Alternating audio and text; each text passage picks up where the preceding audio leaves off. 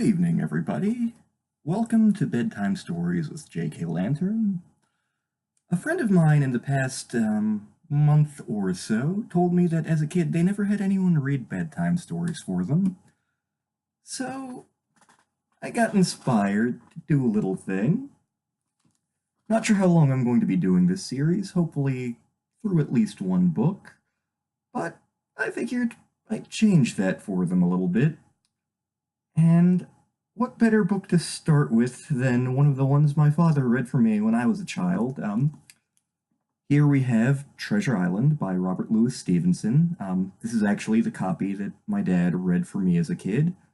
He got it for my brother for his 9th birthday or so, and he would read to us from it every night for about a month or two, and we quite enjoyed it.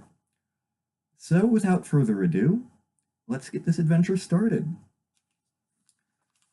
Treasure Island, Chapter 1. The Old Sea Dog at the Admiral Benbow. Squire Trelawney, Dr. Livesey, and the rest of these gentlemen have asked me to write down the whole particulars about Treasure Island, from the beginning to the end, keeping nothing back but the bearings of the island. And that only because there is still treasure not yet lifted. I take up my pen in the year of grace 17, and go back to the time when my father kept the Admiral Benbow Inn, and the old brown seaman, with the sailor cut first, took up his lodging under our roof. I remember him as if it were yesterday, as he came plodding to the inn door, his sea chest following behind him in a hand-barrow.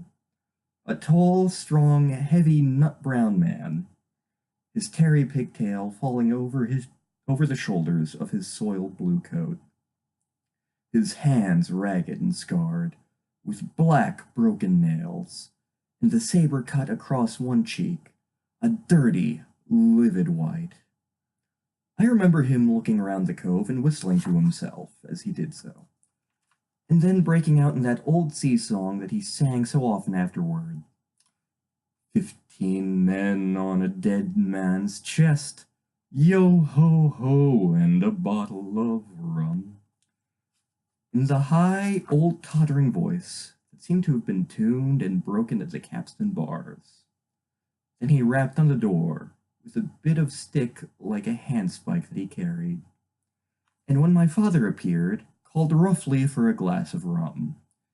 This, when it was brought to him, he drank slowly, like a connoisseur, lingering on the taste, and still looking about him at the cliffs and up at our signboard. "This is a handy cove," says he at length, "and a pleasantly situated grog shop. Much company, mate?" My father told him no, very little company, and the more was the pity. "Well then," said he, "this is the berth for me. Here you, matey," he cried to the man who trundled the barrow. "Bring up alongside and help up my chest. I'll stay here a bit," he continued. "I'm a plain man. Rum and bacon and eggs is what I want, and that head up there for to watch ships off. What you might call me? You might call me captain. Oh, I see what you're at there." And he threw down 3 or 4 gold pieces on the threshold. "You can tell me what I've worked through that," says he, looking as fierce as a commander. And indeed, bad as his clothes were, and as coarsely as he spoke, he had none of the appearance of a man who sailed before the mast, but seemed like a mate or skipper, accustomed to be obeyed or to strike.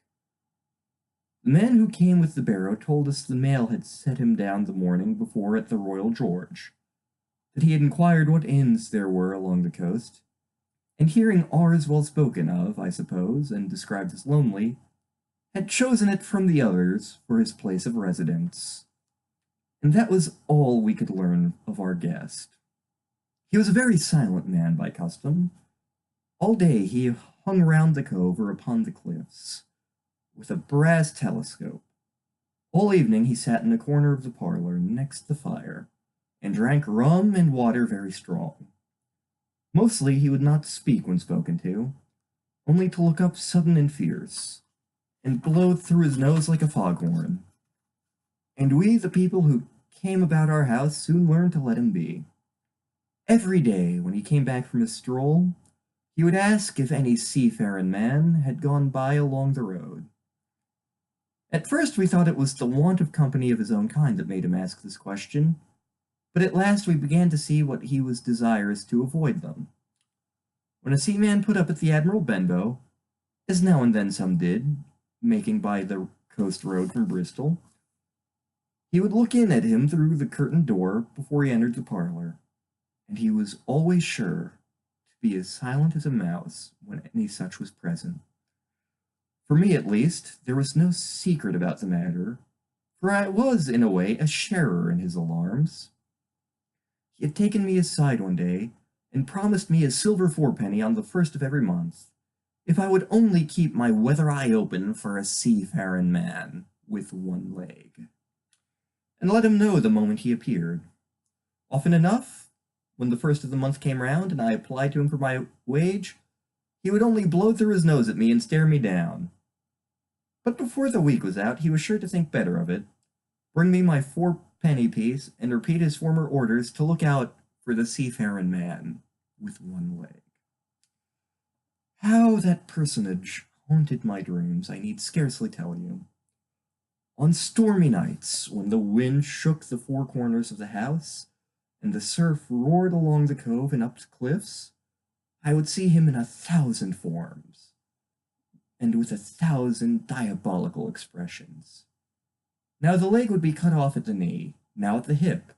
Now he was a monstrous kind of creature, who had never had but the one leg, and that in the middle of his body. To see him leap and run and pursue me over the hedge and ditch was the worst of nightmares. And altogether I paid pretty dear for my monthly fourpenny piece, in the shape of these abominable fancies. But I thought I was so terrified by the idea of the seafaring man with one leg, I was far less afraid of the captain himself than anybody else who knew him. There were nights when he took a deal more rum and water than his head would carry, and then he would sometimes sit and sing his wicked old wild sea songs, minding nobody. But sometimes he would call for glasses around, and force all the trembling company to listen to his stories, or bear a chorus to his singing. Often I have heard the house shaking with "Yo-ho-ho" and a bottle of rum, all the neighbors joining in for dear life, with the fear of death upon them, and each singing louder than the other to avoid a remark. For in these fits he was the most overriding companion ever known.